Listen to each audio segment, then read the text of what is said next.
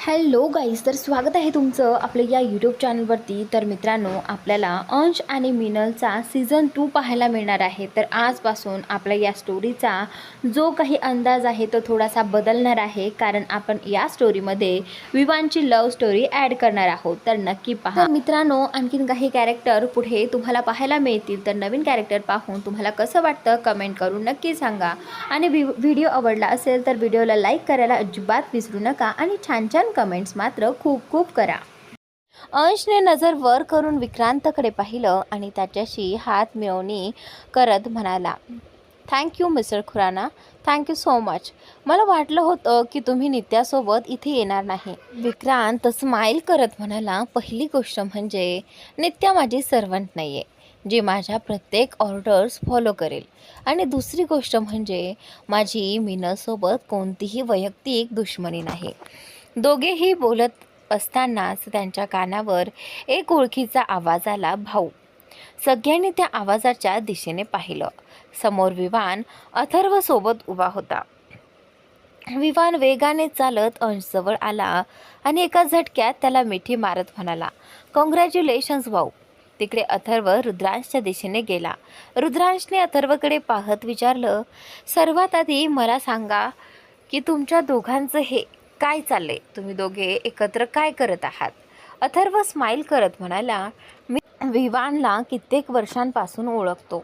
आम्ही आधी एकाच शाळेत होतो, त्यानंतर लंडनमध्ये एकाच युनिव्हर्सिटीमध्ये ही होतो. पण अचानक विवानने शिक्षण अर्धवट सोडलं आणि तो भारतात परत आला. त्यानंतर आता आम्ही दोघे अगदी अनोळखी व्यक्तींप्रमाणे भेटलो. मला माहीतच नव्हतं की विवान अंश सरांचा भाऊ आहे. तुम्ही त्यांचा फोटो पाठवला तेव्हा मला हे समजलं. मग मला वाटलं की विवानला भेटून त्याच्याकडून सगळी माहिती घेईन. पण जेव्हा मी विवानला भेटलो तेव्हा तो एका वेगळ्याच मिशनवर होता आणि बस तिथून मीही त्याच्यासोबत आलो. विवानने अथर्वचं बोलणं पूर्ण करत म्हणाला, तुम्हा लोकांना सांगायला वेळच नव्हता, त्यामुळे आम्ही दोघांनीही एकट्याने त्या घरापर्यंत पोहोचण्याचा निर्णय घेतला. तिथे पोहोचलो तेव्हा कळलं की घराला कोणीतरी आग लावली होती. ते घर आधीच खंडहर झालं होतं आणि त्याची परिस्थितीही खूपच वाईट होती. खूप प्रयत्नानंतर आम्ही आत पोहोचलो आणि मग घरात लावलेल्या बॉम्बचा संपूर्ण कनेक्शन समजलं. पण तरीही आम्हाला खूप उशीर झाला होता. विवान अभिमानाने हसत म्हणाला, पण माझ्या बच्च्याला थँक्स. ती वेळेवर आली आणि सगळ्यांना वाचवून हॉस्पिटलमध्ये घेऊन आली. हे ऐकून सगळ्यांच्या चेहऱ्यावर स्माईल आली आणि त्याच वेळी अथर्व अंशजवळ आला आणि त्याच्याशी हात मिळवत म्हणाला, कॉंग्रॅच्युलेशन्स सर. अंश स्माईल करत म्हणाला, nice to meet you Atharva. अथर्वने होकारार्थी मान हलवत स्माईल केली आणि विवाने अंशच्या चेहऱ्यावर दिसणारी चिंता ओळखली आणि विचारले, काही प्रॉब्लेम आहे का भाऊ? आणि त्याचवेळी तेवढ्यात डॉक्टर नित्या आणि तान्या एकमेकींशी हसत हसत बोलत रूमच्या बाहेर आल्या. त्यांना येताना पाहून अंश आशेने त्यांच्याकडे पाहू लागला. डॉक्टर अंशजवळ आल्या आणि होकारार्थी मान हलवत म्हणाल्या, बेटर. आता तिची कंडिशन आधीपेक्षा चांगली आहे. मला आशा आहे की ती लवकरच पूर्णपणे ठीक होईल आणि या सगळ्यांचं श्रेय डॉक्टर नित्याला जातं. अंश नित्याच्या समोर गुडघ्यावर बसला आणि हात जोडत म्हणाला, थँक्यू सो मच मला माझं आयुष्य परत दिल्याबद्दल. नित्या घाईघाईने अंशचा हात पकडत म्हणाली, प्लीज मिस्टर आर्यन. मुलाला त्याच्या आईवडिलांपासून दूर राहण्याची जी वेदना असते ती मी चांगल्या प्रकारे समजू शकते. आणि मिनल तर माझ्या छोट्या बहिणीसारखी आहे. मला पूर्ण विश्वास आहे की ती लवकरच पूर्णपणे ठीक होईल. विवानने तान्याला विचारलं, तान्यादी काय झालं? विवानला पाहून तान्या आश्चर्याने थक्क झाली. विवानने तिला हलवत विचारले, तान्यादी अशी शॉक होऊ नकोस. मी मेला नाहीये. हा माझा भूत नाहीये, मी जिवंत आहे. आता सांग काय झालं. तान्या विवानवर ओरडत म्हणाली. सर्वात आधी तू मला हे सांग, इतके दिवस कुठे होतास. विवान काहीतरी विचार करत म्हणाला. ती थोडी मोठी गोष्ट आहे, नंतर सगळं सांगतो. आधी मला हे सांग, इथे नेमकं काय झाले. विवानचं बोलणं ऐकून रुद्रांश म्हणाला. मीनलची कंडिशन खूपच खराब होती आणि त्यानंतर रुद्रांशने मीनलची समस्या आणि नित्याने केलेल्या उपचारांबद्दल विवानला सगळी माहिती दिली. काही वेळाने मीनलला एका प्रायव्हेट रूममध्ये शिफ्ट करण्यात आलं.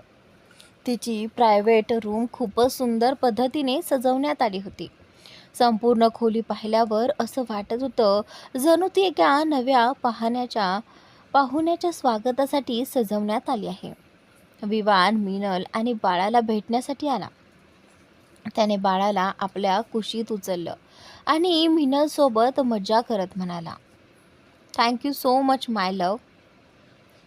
मला पप्पा म्हणून हाक मारणारा हा छोटासा जीव दिल्याबद्दल. हाय, माझं बाळ अगदी माझ्यावर गेले. तेवढ्यात मागून गंभीर आणि एक्सप्रेशनलेस चेहरा घेऊन अंश म्हणाला, तुझा स्वतःचा तुटलेला फुटलेला चेहरा पाहिलास का कधी. अशा अवस्थेत तू स्वतःला ओळखतोस हेच खूप आहे. मोठा आला माझ्यावर गेले म्हणायला. आणि काय काय म्हणालास, माय लव. पापा बनलास तू. विवान स्माईल करत बाळाच्या गालावर किस करत म्हणाला, भाऊ मी तर फक्त गंमत करत होतो. आणि त्यानंतर अंश गंभीर होत म्हणाला, आईला भेटलास. जा आधी तिला भेटून ये. मला माहीत आहे ती कदाचित तुझ्याशी काही बोलणार नाही, पण तिला तुझी सगळ्यात जास्त काळजी होती. विवानने होकारार्थी मान हलवली. त्याने बाळाला मीनलजवळ ठेवले आणि मीनलच्या हातावर किस करत म्हणाला, टेक केअर. आणि त्यावेळी विवान तिथून निघून गेल्यानंतर अंश बाळ आणि मीनलजवळ जाऊन बसला. मीनल अंशकडे पाहत म्हणाली, विवान आपल्यापासून काहीतरी लपवत आहे. तो स्वतःला नॉर्मल दाखवण्याचा प्रयत्न करत आहे. अंश बाळाच्या छोट्या बोटांशी खेळत म्हणाला, मलाही माहीत आहे की तुझ्यासोबत फ्लर्ट करणं आणि माझ्याशी मजा मस्करी करणं तो फक्त स्वतःला आणि आपल्याला आधीसारखं नॉर्मल दाखवण्यासाठी करत आहे. यामागचं कारण मी लवकरच शोधून काढेन. फक्त एकदा हे समजायला हवं की तो इतके दिवस कुठे होता आणि फेअरवेलच्या रात्री नेमकं काय झालं होतं. काही गोष्टी लुईसने मला सांगितल्या आहेत, पण बाकीचं फक्त विवानच सांगू शकतो. मीनलने आश्चर्याने विचारलं, लुईसने सांगितलंय म्हणजे. आणि त्यावेळी अंशला त्याचं भानच राहिलं नव्हतं की बोलता बोलता त्याच्या तोंडून नेमकं काय बाहेर पडलं होतं. अंश गंभीर होत म्हणाला, सध्या तू बाळाची आणि स्वतःची काळजी घे. बाकी सगळं मी सांभाळून घेईन. काही दिवसांनी मीनल बाळाला घेऊन पुन्हा घरी परतली होती. आता मीनलची प्रकृती आधीपेक्षाही बरीच सुधारली होती.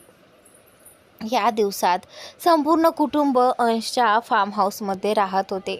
बाळाच्या आगमनाच्या आनंदात संपूर्ण घर अतिशय सुंदर पद्धतीने सजवण्यात आलं होतं.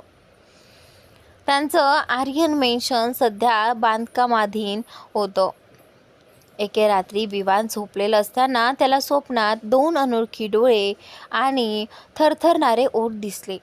विवानला नेहमीच ते 2 डोळे आणि ते थरथरणारे ओठ दिसायचे. विवान अचानक दचकून उठला आणि बेडवर बसला. त्याने आपलं डोकं हातात धरलं आणि एक दीर्घ श्वास घेत म्हणाला, स्वतःशीच म्हणाला, हिने तर माझं डोकंच फिरवून ठेवलंय. नीट पूर्ण दिसतही नाही आणि अर्धवटही काही समजत नाही. काही महिन्यांपूर्वी वाणीने प्रेमाच्या नावाखाली दिलेल्या फसवणुकीनंतर विवानला जणू प्रेम या शब्दाचीच मनापासून चीड निर्माण झाली होती. काही दिवसातच स्वतःला सावरत विवान आयुष्यात पुढे जाण्याचा विचार करू लागला.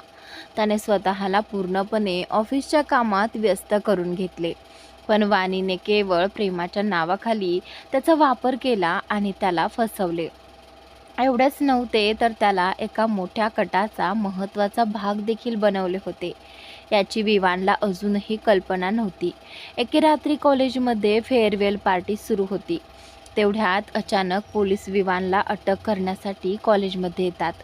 विवानला काहीच समजत नव्हतं की त्याच्यासोबत नेमकं काय घडत आहे. पूर्ण सत्य जाणून न घेता आणि लुईसकडून मिळालेल्या अर्धवट माहितीवर विश्वास ठेवून विवान अंशच्या मित्राला वाचवण्यासाठी निघून जातो.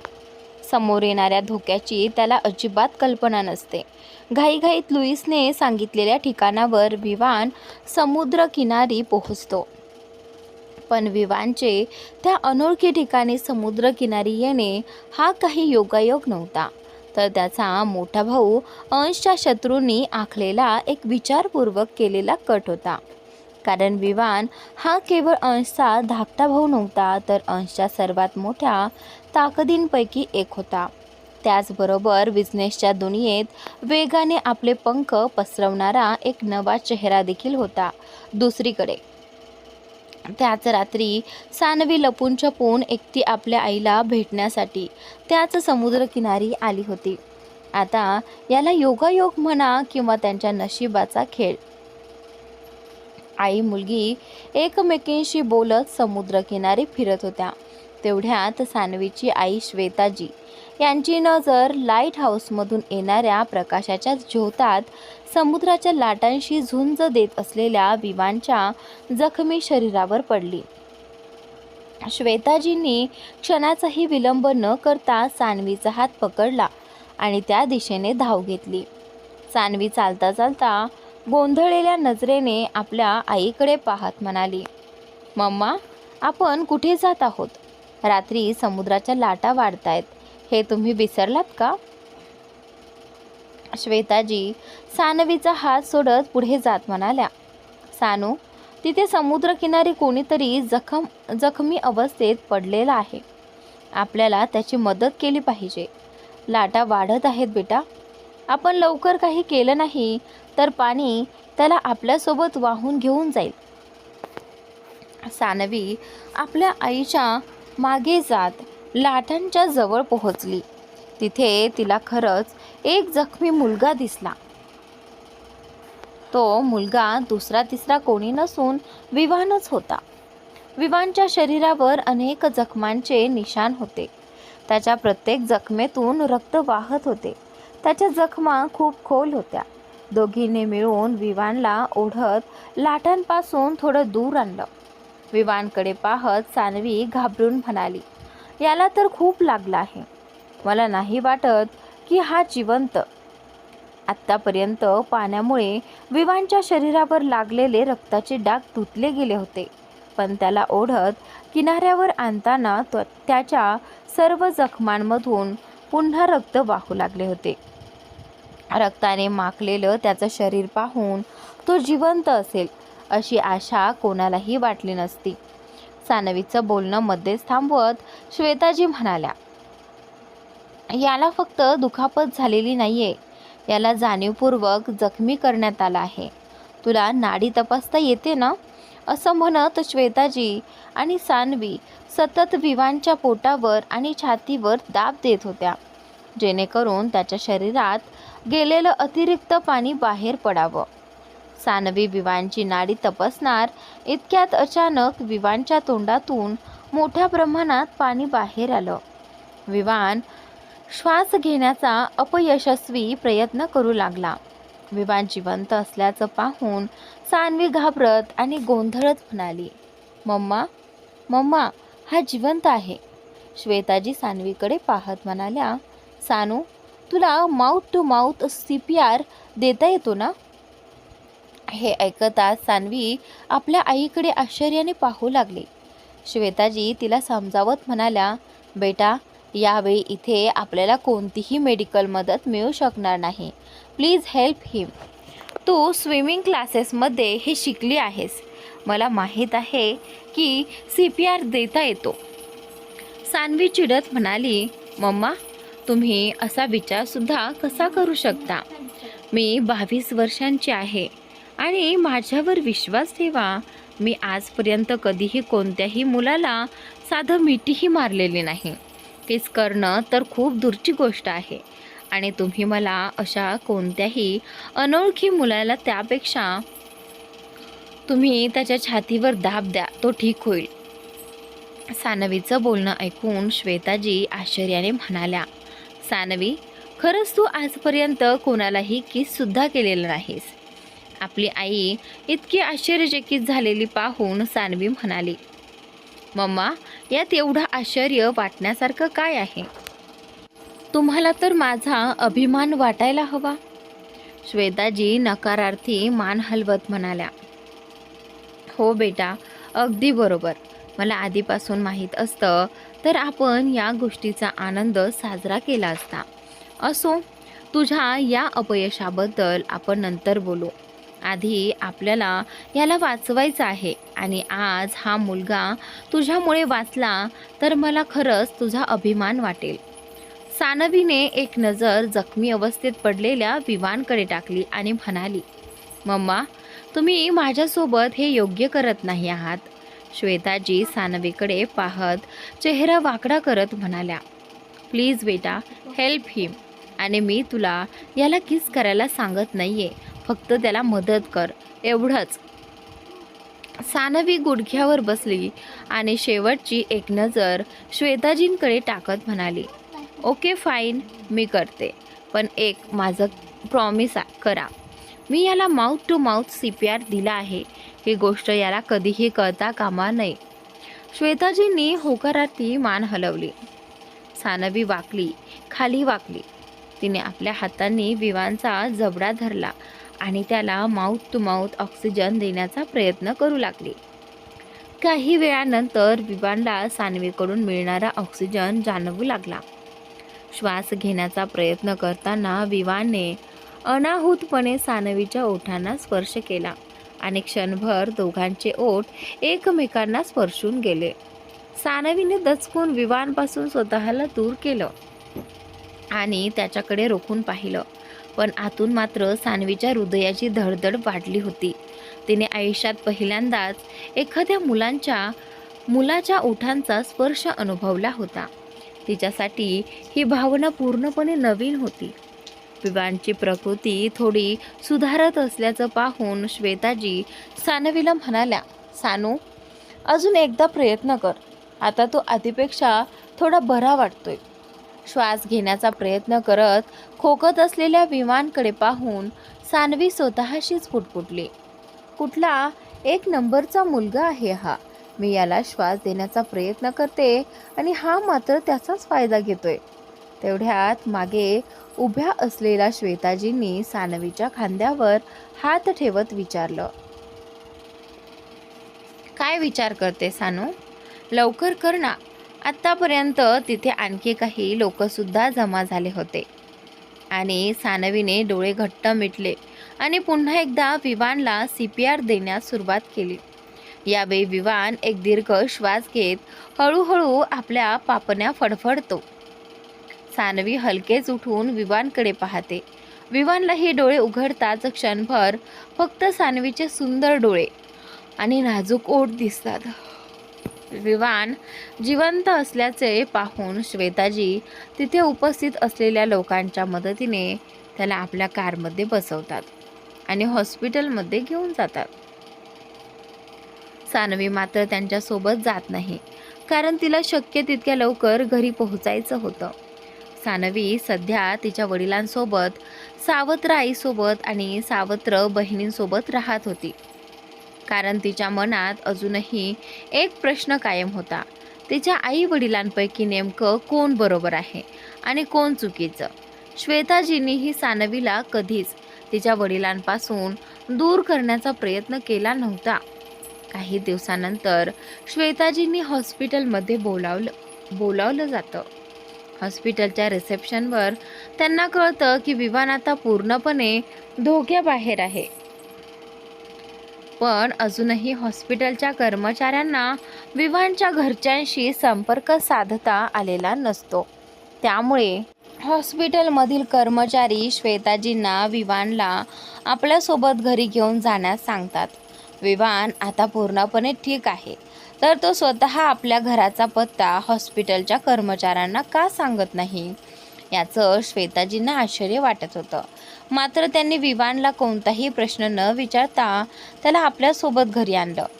संपूर्ण प्रवासात श्वेताजी अनेक वेळा विवानकडे पाहत होत्या, पण त्यांनी त्याला काहीही विचारलं नाही. दुसरीकडे विवानही संपूर्ण रस्ताभर फक्त त्यांच्याकडे एकटक पाहत होता. श्वेताजींच्या घरी पोहोचल्यानंतर कॅब ड्रायव्हरच्या मदतीने त्या विवानला घरी घेऊन येतात. दरवाजा बंद केल्यानंतर श्वेताजी शांतपणे विवानच्या समोर असलेल्या सोफ्यावर जाऊन बसतात. काही वेळ दोघांमध्ये शांतता असते. शेवटी विवान नजर वर करून श्वेताजींकडे पाहत म्हणतो, थँक्यू. असं म्हणून तुम्ही मला दिलेल्या या नव्या आयुष्याची किंमत कमी करायची नाही आहे. फक्त एवढं समजा, हे आयुष्य आता तुमची अमानत आहे. तुमचं माझ्यावर एक कर्ज आहे, जे मी आयुष्यभर विसरणार नाही. श्वेताजी हसत म्हणतात, आता बोलू शकतोस? मग हॉस्पिटलमधल्या लोकांना तुझ्या घरच्यांचा पत्ता का नाही सांगितलास? विवान नजर चुकवत म्हणतो, जर मी त्यांना माझ्या घरचा पत्ता सांगितला असता तर कदाचित तुमची आणि माझी ही भेट अपूर्ण राहिली असती. श्वेताजी विवानकडे वरपासून खालपर्यंत पाहत म्हणतात, घरच्यांशी काही समस्या आहे का? हे ऐकताच विवान नजर वर करून श्वेताजींकडे पाहतो. श्वेताजी त्याला समजावत म्हणतात, माझं म्हणणं असं आहे की ज्या अवस्थेत तू आम्हाला सापडलास तो काही साधासुद्धा अपघात नव्हता. तुला खूप वाईट पद्धतीने जखमी करण्यात आलं होतं. विवान श्वेताजींच्या जवळ जात त्यांच्याकडे पाहत म्हणतो, नवं आयुष्य आपल्याला आपल्या आईकडून मिळतं. तुम्ही मला जन्म दिलेला नसला तरी तुम्ही मला नक्कीच एक नवं आयुष्य दिलं आहे. तुम्हाला काय वाटलं? तुम्ही रोज हॉस्पिटलमध्ये मला भेटायला येता ही गोष्ट मला कळणारच नाही? मला तुमचं मनापासून आभार मानायचे आहेत. तुम्ही मला स्वतःच्या मुलासारखं समजलं, त्यामुळे आता मी तुमच्यापासून काहीही लपवणार नाही. असं म्हणत विवान श्वेताजींना आपल्या आयुष्याची संपूर्ण सत्यकथा सांगतो.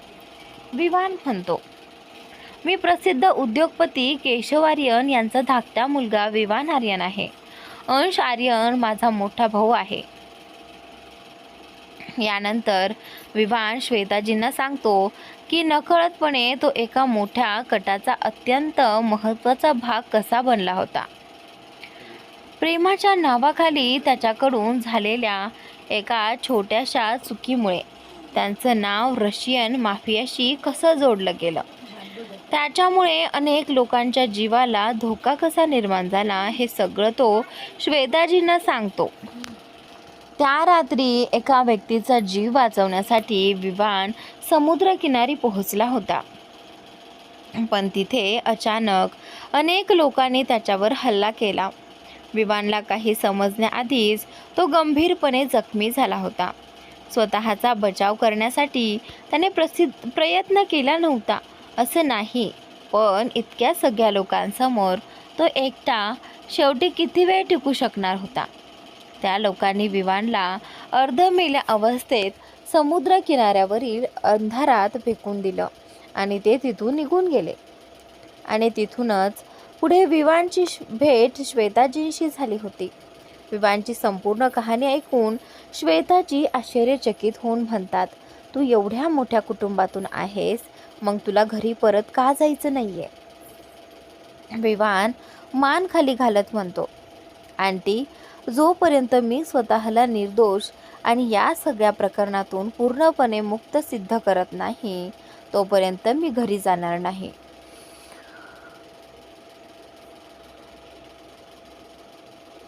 माझा रशियन माफियाशी दूरपर्यंत काहीही संबंध नाही. कुटुंबापासून दूर राहून मला माझ्या कुटुंबाच्या त्या शत्रूपर्यंत पोहोचायचं आहे जो या सगळ्या कटामागे आहे. या संपूर्ण षडयंत्रामागे जो कोणी आहे त्याला मी सोडणार नाही आंटी. श्वेताजी विवानकडे काळजीपूर्वक पाहत होत्या. हे पाहून विवान थोडासा संकोचत म्हणतो, आंटी, तुम्हाला चालत असेल तर मी तुमचा पेइंग गेस्ट बनून इथे राहू शकतो, फक्त काही दिवसांसाठी. राहण्याच्या आणि जेवणाच्या बदल्यात मी तुम्हाला पैसे देईन. हे ऐकताच श्वेताजी विवानचे कान पकडत म्हणतात, एकीकडे मला आईचा दर्जा देतोस आणि दुसरीकडे माझ्यावर उपकार केल्यासारखं करून पैशांची भाषा करतोयस. विवान आपले कान पकडत श्वेताजींकडे पाहून हसतो. त्यानंतर विवान अनेक दिवस श्वेताजींच्या घरी त्यांच्या कुटुंबातील एका सदस्याप्रमाणे राहू लागतो. श्वेताजी देखील मनमोकळेपणाने विवानला आपल्या आयुष्याबद्दल सगळं काही सांगतात. श्वेताजींच्या बोलण्यात त्यांच्या मुलीचा सान्वीचाही अनेकदा उल्लेख होतो. बोलता बोलता श्वेताजी विवानला सांगतात की सान्वी हीच त्यांच्या जगण्याची सर्वात मोठी प्रेरणा आहे. श्वेताजी आणि त्यांच्या पतीमध्ये झालेल्या विभक्त होण्यामुळे सान्वीला प्रेम या शब्दाचा तिरस्कार वाटू लागला होता. सान्वी कोणत्याही मुलावर विश्वास ठेवत नाही, त्यामुळे कोणावर प्रेम करणं तर तिच्यासाठी खूपच दूरची गोष्ट होती. काही दिवसातच विवान आणि श्वेताजींचं नातं खूप घट्ट होतं. सान्वीला एवढं माहीत होतं की तिच्या वडिलांनी तिच्या आईला धोका दिला होता, पण तिच्या मनात कायम एक प्रश्न होता. जर तिचे वडील तिच्या आईवर प्रेम करत होते तर मग त्यांनी तिच्या आईला धोका का दिला? एके दिवशी काही लोक विवानचा शोध घेत श्वेताजींच्या घरी पोहोचतात. त्यावेळी विवान घरी नसतो, त्यामुळे श्वेताजी विवानला फोन करून लवकरात लवकर घरी येण्यास सांगतात. विवान घरी परत येताच त्याची नजर हॉलमध्ये बसलेल्या एका व्यक्तीवर पडते. त्या व्यक्तीला पाहून विवान आश्चर्यचकित होतो. दुसरीकडे समोर विवानला पाहताच त्या व्यक्तीच्या चेहऱ्यावर एक मोठं हसू उमटतं. समोर बसलेला तो व्यक्ती विवानकडे पाहत हसत उठतो आणि म्हणतो, कसा आहेस विवान? आणि सॉरी, कसे आहेत विवान सर? विवान अजूनही समोर उभ्या असलेल्या त्या व्यक्तीकडे आश्चर्याने पाहत होता. त्या व्यक्तीने विवानला सर म्हणून संबोधल्यामुळे विवान आणखीनच गोंधळून गेला. विवान आश्चर्याने समोर उभ्या असलेल्या व्यक्तीकडे पाहत म्हणाला, अथर्व, तू इथे? अथर्व स्माईल करत म्हणाला, खूप मुश्किलीनं तुम्हाला शोधून काढलं आहे.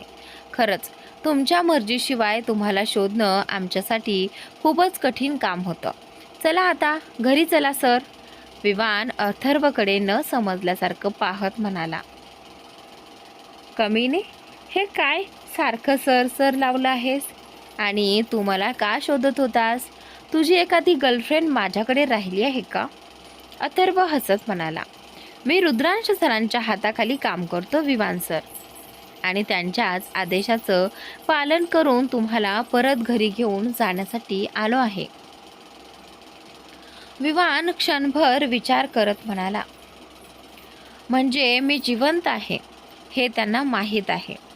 अथर्वने होकारार्थी मान हलवली आणि त्यानंतर विवान विचारात पडत म्हणाला, पण कसं? अथर्वने आपल्या मोबाईलमध्ये एक CCTV फुटेज दाखवत सांगितलं, हॉस्पिटलमधून तुम्ही हॉस्पिटलमध्ये ॲडमिट झालात. त्यावेळेचं CCTV फुटेज आम्हाला हॉस्पिटलकडून मिळालं होतं. सर, आम्ही तुमच्यापर्यंत पोहोचण्याआधीच तुम्ही डिस्चार्ज घेऊन मिसेस श्वेता बन्सल यांच्यासोबत निघून गेला होतात. त्यानंतर तुम्हाला शोधणं आमच्यासाठी आणखी कठीण झालं. प्लीज घरी चला सर, सगळे लोक तुमच्यासाठी खूप चिंतेत आहेत. विवाने एक नजर श्वेताजींकडे टाकली आणि अथर्वला म्हणाला, सगळ्यात आधी तू मला सर म्हणणं बंद कर आणि माझ्यासोबत चल, मला तुला काहीतरी दाखवायचं आहे. असं म्हणत विवान अथर्वला घेऊन आपल्या रूममध्ये गेला. अथर्वही त्याच्या मागे रूममध्ये गेला. विवाने लॅपटॉप सुरू करून अथर्वला काहीतरी दाखवलं. ते पाहताच अथर्वचे डोळे मोठे झाले. त्याने एकदा विवानकडे पाहिलं आणि पुन्हा लॅपटॉपच्या स्क्रीनकडे पाहत म्हणाला, म्हणजे यांचं अजून सगळं संपलेलं नाही. विवान अथर्वला समजावत म्हणाला, प्लीज अथर्व, मला अजून थोडा वेळ दे. त्यांना सांग की मी तुला अजून भेटलोच नाही किंवा मी त्यांना भेटू इच्छितच नाही. असं काहीही सांग, पण मला अजून काही दिवस दे. फक्त एकदा या बाईचा खरा ठाव ठिकाणा मला समजला पाहिजे. मला तिच्या समोर जाऊन तिला सावध करायचं नाही. ती नक्कीच काहीतरी मोठा प्लॅन करत आहे. अथर्वने होकारार्थी मान हलवत म्हटलं, ठीक आहे, पण तुमच्या या मिशनमध्ये मी प्रत्येक ठिकाणी तुमच्या सोबत राहणार आहे, कारण मला तुमच्यावर अजिबात विश्वास नाही. विवाने हळूच अथर्वच्या चेहऱ्यावर एक पंच मारत म्हटलं,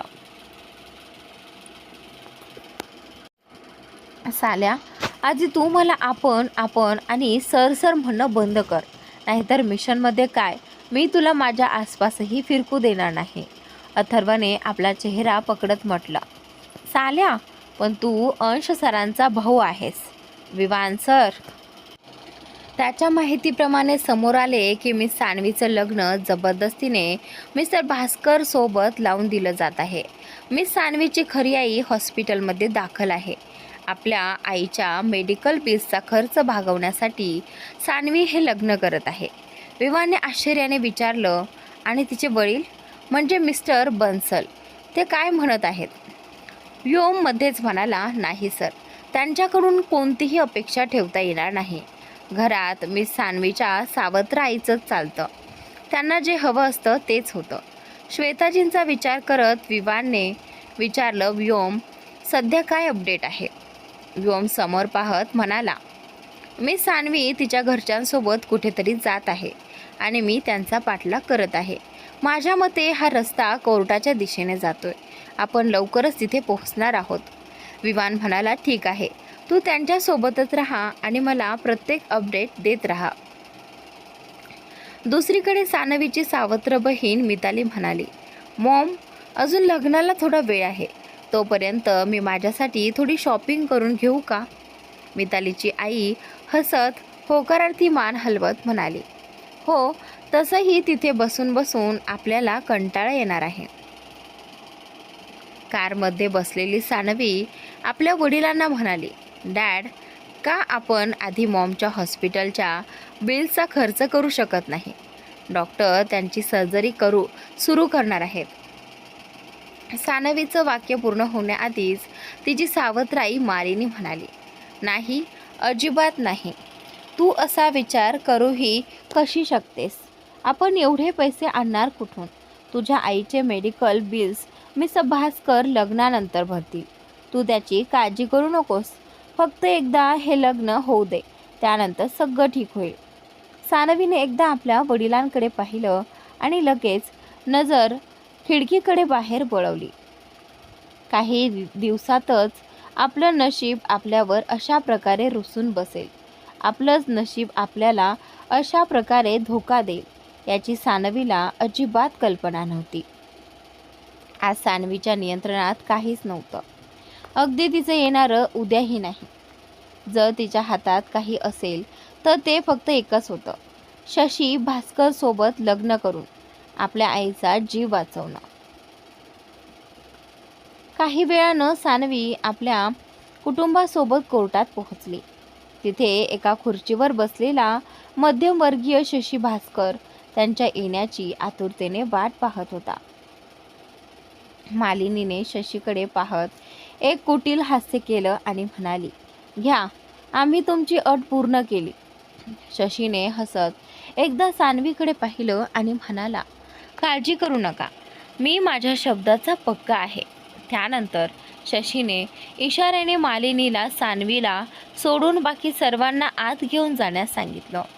मालिनी सर्वांना आत घेऊन जात असताना तिने एकदा शशीकडे पाहिलं आणि मनातल्या मनात म्हणाली, तुझा शब्द तुझ्या जवळच ठेव शशी.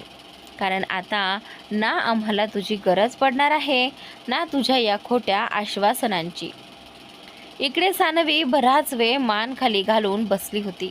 शेवटी धीर करून ती शशीला म्हणाली, मिस्टर भास्कर. सानवीच्या तोंडून मिस्टर भास्कर हे शब्द ऐकताच शशीच्या डोळ्यात चमक आली. एखाद्या चांगल्या मुलासारखा चेहरा करत तो म्हणाला, मिस्टर भास्कर प्लीज, तुम्ही मला शशी म्हणू शकता. सानवीने त्याच्याकडे दुर्लक्ष करत म्हटलं, आता तर मी तुमच्यासोबत लग्न करण्यासाठी इथपर्यंत आले आहे. प्लीज तुम्ही लग्नाआधी माझ्या आईचे मेडिकल बिल्स. शशीने तिचं वाक्य मध्येच तोडत म्हटलं, नियम म्हणजे नियम. सानवी, मी तुमच्याशी नीट वागतोय याचा अर्थ असा नाही की तुम्ही माझ्या डोक्यावर बसाल. एखाद्याला त्याची जागा दाखवणं मला चांगलंच जमतं. सानवी यावर पुढे काहीच बोलली नाही. शशी बोलत बोलत सानवीच्या दिशेने हात पुढे करू लागला आणि तिच्या कानाजवळ हात फिरवू लागला. शशीच्या या वागण्यामुळे सानवीला खूप अस्वस्थ वाटत होतं. त्याला जोरात एक थप्पड मारावी असं तिला मनापासून वाटत होतं. हळूहळू शशीने तिच्या पाठीवरून हात फिरवत म्हटलं, आता मी लग्नाआधी तुमच्यासोबत. समजतंय ना? जेव्हा तुम्ही मला लग्नाआधी काही देऊ शकत नाही तेव्हा मी तुम्हाला कसं काय देऊ शकतो. सानवीने दोन्ही मुठी घट्ट आवळल्या आणि स्वतःवर नियंत्रण ठेवत तिथेच बसून राहिली. शशीचे हात आणखी पुढे जाण्याआधीच एक व्यक्ती त्यांच्या जवळ आला आणि म्हणाला, सर प्लीज तुम्ही आमच्या सोबत या. शशी उठला आणि त्या व्यक्तीसोबत निघून गेला. तो तिथून जाताच सानवीने सुटकेचा दीर्घ श्वास घेतला. काही वेळाने सानवीचे वडील तिला घेण्यासाठी आले. सानवीने नजर वर करून आपल्या वडिलांकडे पाहिलं आणि म्हणाली, डॅड, तुम्हाला माझ्यावर अजिबात प्रेम नाही का? ती क्षणभर थांबली आणि स्वतःलाच टोमणा मारत म्हणाली, ओ सॉरी, मी सुद्धा काय तुमच्याशी बिझनेसच्या वेळी वैयक्तिक प्रश्न विचारायला बसले. असं म्हणत सानवी मिस्टर बन्सल यांना मागे सोडून पुढे निघून गेली. मिस्टर बन्सलही तिच्या मागोमाग जाऊ लागले. मॅरेज रजिस्ट्रेशन रूममध्ये जाण्याआधी सानवी अचानक थांबली. तिने मागे वळून आपल्या वडिलांकडे पाहिलं आणि म्हणाली, आज मला एक गोष्ट अगदी स्पष्टपणे समजली. मॉम नेहमीच बरोबर होत्या आणि तुम्ही चुकीचे. तुम्ही कधीच त्यांच्यावर प्रेम केलं नाही. तुम्हाला खरं तर फक्त नानांच्या प्रॉपर्टीशीच मतलब होता. वेल प्ले डॅड. असं म्हणत सानवी आत निघून गेली. तिचे डोळे अश्रूंनी भरून आले होते, कारण आज तिच्याच माणसांनी तिला जिवंतपणे मारून टाकलं होतं. सानवीने हे स्वीकारलं होतं की आता तिच्याकडे लग्न करण्याशिवाय दुसरा कोणताही मार्ग उरलेला नाही. या क्षणी आपल्या आईला वाचवण्याचा तिला एकच मार्ग दिसत होता आणि तो मार्ग तिच्या स्वतःच्या आयुष्याच्या अंतातून जात होता. सानवीने डोळे मिटले आणि एक दीर्घ श्वास घेतला. त्यानंतर आणखी विलंब न करता तिच्या समोर ठेवलेल्या रजिस्ट्रेशनच्या कागदांवर तिने सही केली. सही करताच तिच्या डोळ्यात अडकवून ठेवलेले अश्रू वाहू लागले. तिच्या अश्रूंचे काही थेंब त्या कागदांवर पडले. सानवी आपल्या अश्रूंना पुसू शकण्याआधीच एक अतिशय आकर्षक आवाज तिच्या कानावर पडला. मी इतकाही वाईट दिसत नाही की माझ्यामुळे तुम्हाला रडावं लागेल. तो आवाज ऐकता सानवीने नजर वर करून समोर पाहिलं. बाजूला उभ्या असलेल्या मुलाकडे ती पाहते. त्या मुलाला पाहून सानवीला मोठा धक्का बसतो. ती आश्चर्याने डोळे मोठे करून त्या मुलाकडे एकटक पाहत राहते. काही वेळापूर्वी एका शॉपिंग मॉलमध्ये मालिनी स्वतःसाठी हँडबॅग पाहत होती. तेवढ्यात तिला कोणाच्या तरी बोलण्याचा आवाज ऐकू आला. मला कोणत्याही परिस्थितीत आजच्या आज आणि आत्ताच्या आत्ता लग्नासाठी एक मुलगी हवी आहे. काही क्षण थांबून तो मुलगा पुढे म्हणाला, काय म्हणतोयस? ती बॉससोबत लग्न करायला तयार नाही. 10 कोटींचा करार अडकवून पडला आहे. काहीही कर, तिला हवी तेवढी किंमत दे. मला फक्त आजच्या आज एक साधी मुलगी हवी आहे. बॉस ब्लॅक चेक द्यायला तयार आहेत. 10 कोटींच्या कराराचा उल्लेख ऐकताच मालिनीचे कान टवकारले. तो मुलगा तिथून उठून निघू लागतो तेव्हा मालिनी मुद्दाम आपल्या मुलीला मितालीला त्या मुलाच्या दिशेने ढकलते. त्यामुळे दोघे एकमेकांना धडकतात. मुलगा मितालीला सावरत म्हणतो, आय एम सॉरी, मी थोडा घाईत होतो.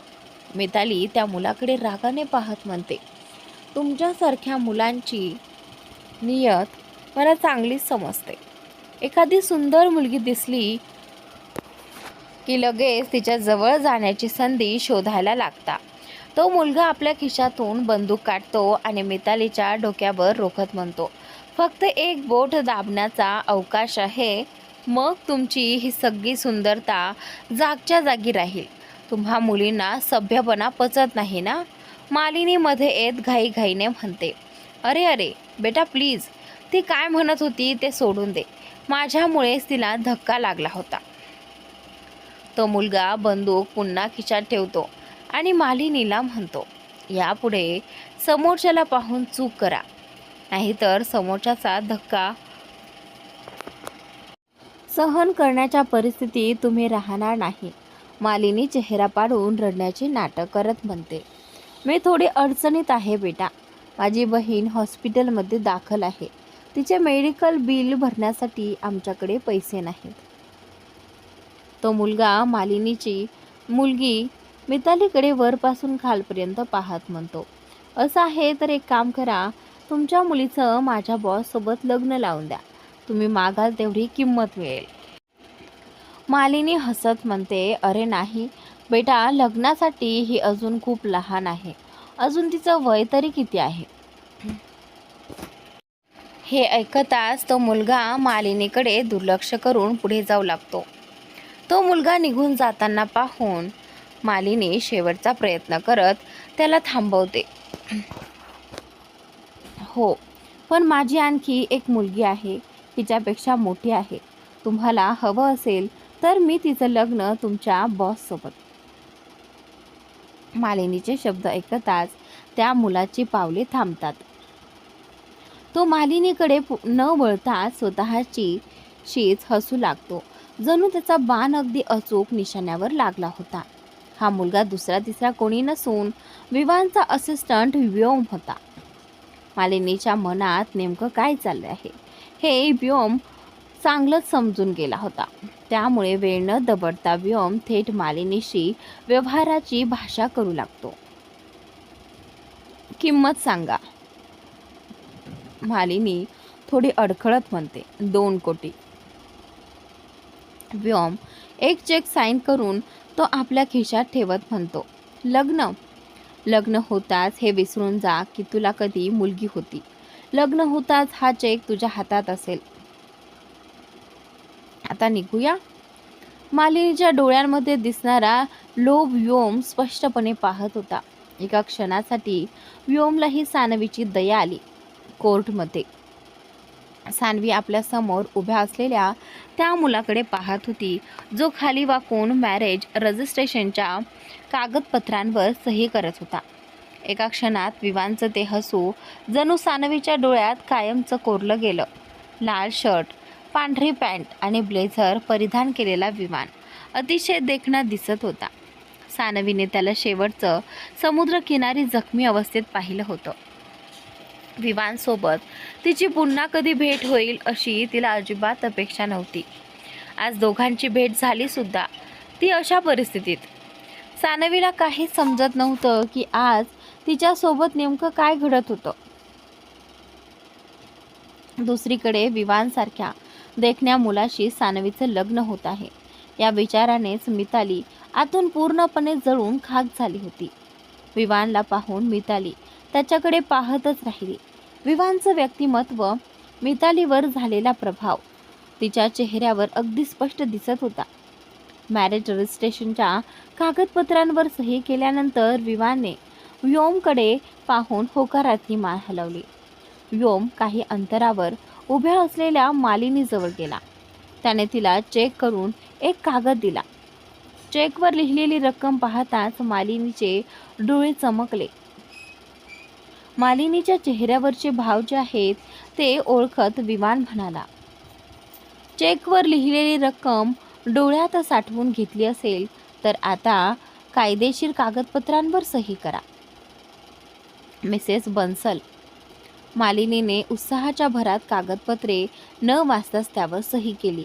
हे पाहून व्योम आणि विवाने एकमेकांकडे पाहिलं आणि मंद स्मित केलं. सही होताच विवाने व्योमकडून कागदपत्रे घेतली आणि मालिनीला म्हणाला, आता विसरून जा की तुमची कधी मुलगी होती. सानवी आता माझी प्रॉपर्टी आहे. असं म्हणत विवानने मागे उभ्या असलेल्या सानवीकडे पाहिलं. विवानचे शब्द ऐकून सानवीने त्याच्याकडे न समजून पाहिलं. विवान सानवीच्या डोळ्यात पाहत तिच्या जवळ गेला. त्याने तिचा हात पकडला आणि तिला आपल्या सोबत घेऊन तिथून निघाला. उत्साहाच्या भरात विवानने सानवीचा हात पकडला खरा, पण आता त्याचं स्वतःचं हृदय जोरजोराने धडधडत होतं.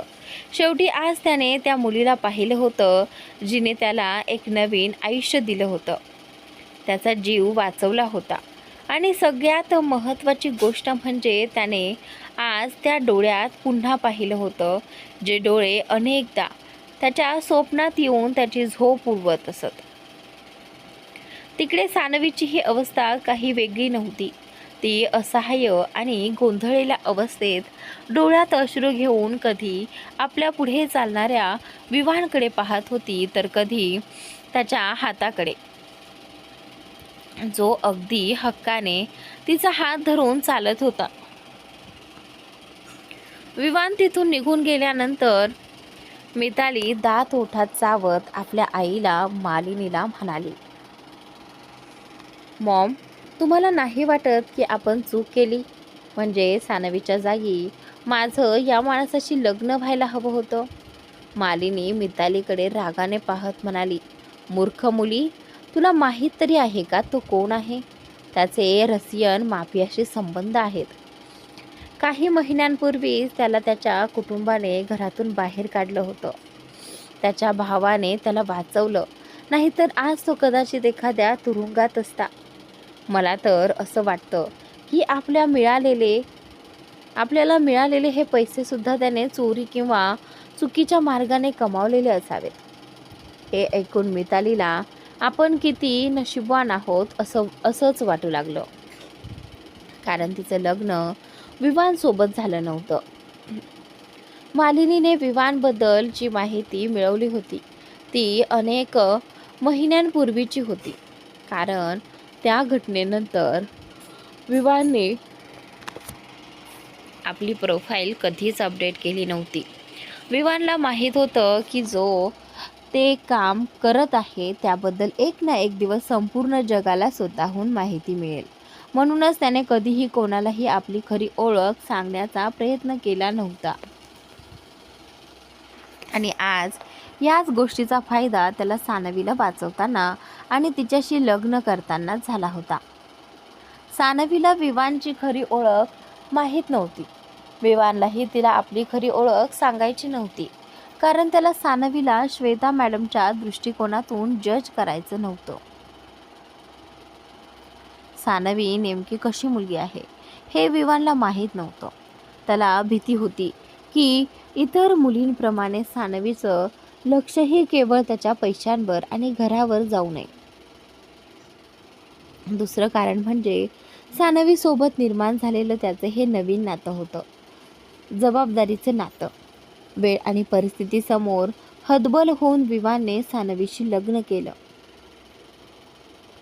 होतं खरं, पण सध्या सानवी त्याच्यासाठी एका जबाबदारीपेक्षा, एका ऋणापेक्षा अधिक काहीच नव्हती.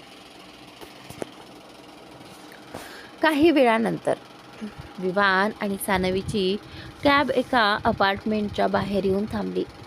व्योम अजूनही त्याच्यासोबतच होता.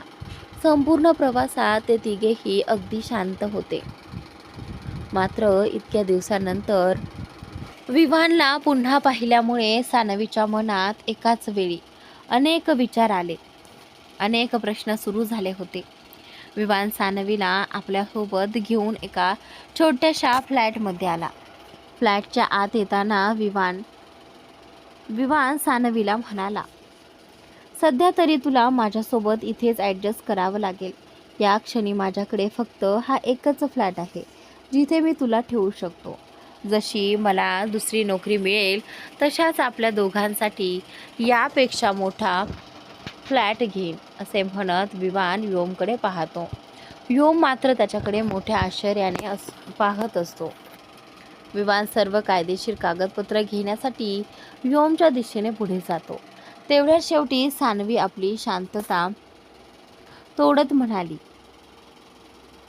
तुम्ही कोण आहात आणि तुम्ही माझ्याशी लग्न का केलं? तुम्ही मला आधीपासून ओळखता का?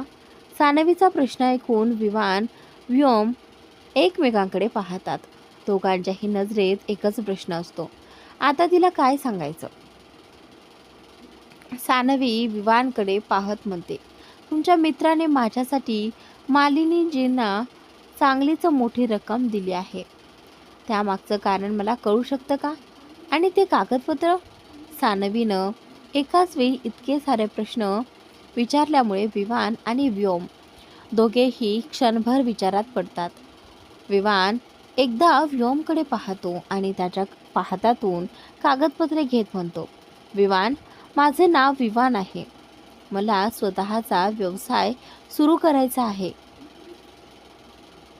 साहजिकच व्यवसाय सुरू करण्यासाठी पैशांची गरज असते. माझ्या आजोबांनी माझ्या नावावर काही पैसे ठेवले आहेत, पण ते पैसे मिळवण्यासाठी माझं विवाहित असणं आवश्यक होतं. आता मी कोण आहे आणि मी तुझ्याशी लग्न का केलं हे तुला समजलं असेल अशी आशा आहे. तो क्षणभर थांबतो आणि पुढे म्हणतो, राहिला प्रश्न तुला जाणून घ्यायचा तर त्याची गरज नाही, कारण काही महिन्यानंतर मी तुला या लग्नाच्या नाटकातून मुक्त करणार आहे. माझं काम पूर्ण झालं की मी तुला घटस्फोट देईन. तुझ्या मावशीला तुझ्या आईच्या उपचारांसाठी पैशांची गरज होती. तुला भास्करपासून सुटका हवी होती आणि मला लग्नासाठी एका मुलीची गरज होती. म्हणजे एका दगडात 3 पक्षी. अजून काही प्रश्न आहेत का? सानवी एक दीर्घ श्वास घेत हळू आवाजात म्हणाली, म्हणजे तुम्हाला माझ्याकडून किंवा नात्याकडून कोणत्याही अपेक्षा नाहीत. विवान तिचं बोलणं मध्येच थांबवत म्हणतो, प्रश्न विचारण्याची परवानगी काय दिली तुम्ही? तर मला त्याला आपले अधिकारच समजून बसलात. विवानचं बोलणं ऐकून सानवी नजर खाली करते आणि अगदी हळू आवाजात म्हणते, सॉरी. विवान आपल्या हातात असलेली कागदपत्रे सानवीला दाखवत म्हणतो, या कागदपत्रांबद्दल जाणून घ्यायचं होतं ना तुला? घे, स्वतःच वाचून घे. असं म्हणत विवान कागदपत्रे सानवीच्या दिशेने पुढे सरकवतो. सानवी काही क्षण त्या कागदपत्रांकडे पाहते आणि मग विवानच्या हातातून कागदपत्रे घेऊन वाचायला सुरुवात करते. कागदपत्र वाचत असताना हळूहळू तिचा आवाज भरून येतो आणि तिचे डोळे अश्रूंनी पाणावतात. सानवीच्या डोळ्यातून अश्रूंचा पहिला थेंब खाली पडतो. तेवढ्यात विवान तिच्या हातातून ती कागदपत्रे हिसकावून घेतो. सानवी पाणवलेल्या डोळ्यांनी विवानकडे पाहत म्हणते, म्हणजे त्यांनी मला विकलं, सानवीने विकून टाकलं. असे म्हटलेले विवानला अजिबात आवडलं नाही. त्यामुळे तो लगेच विषय बदलत म्हणतो, त्याने काय फरक पडतो? तुला तुझ्या आईच्या मेडिकल बिलाशी मतलब असायला हवा. तुझ्या एका प्रकारे विचार केलास तर जे झालं ते चांगलंच झालं. आज नाही तर उद्या त्या लोकांचं खरं रूप तुझ्यासमोर येणारच होतं. तर मित्रांनो, पुढे जाऊन स्टोरी खूप इंटरेस्टिंग आहे, कारण आता विवान आणि विवानची लव्ह स्टोरी दाखवली गेली आहे, तर नक्की पहा.